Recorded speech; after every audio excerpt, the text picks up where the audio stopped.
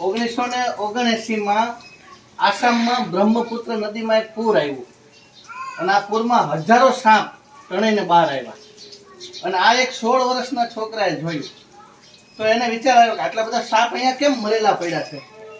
એટલે એને તપાસ કરી તો કારણ એવું જાણવા મળ્યું કે આ જંગલમાં કોઈ વૃક્ષ નથી અને સૂર્યની અતિશય ગરમીના કારણે આ બધા સાપ અહીંયા મરી ગયા છે.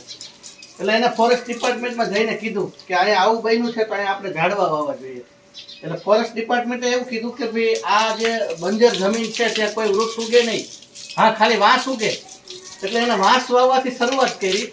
પછી ધીમે ધીમે બધા અલગ અલગ પ્રકારના વૃક્ષો વાવ્યા અને આજે 30 વર્ષની મહેનત પછી મોલાઈ ફોરેસ્ટ રિઝર્વ છે જે મોલાઈના ગામના નામે છે અને ભારતનું સૌથી મોટું આ એક નેશનલ પાર્ક છે, ફોરેસ્ટ છે, જ્યાં અનેક વિદેશીઓ જોવા માટે આવે છે. બેંગાલ ટાઈગર રહે છે, હાથી રહે છે, હિપ્પો રહે છે.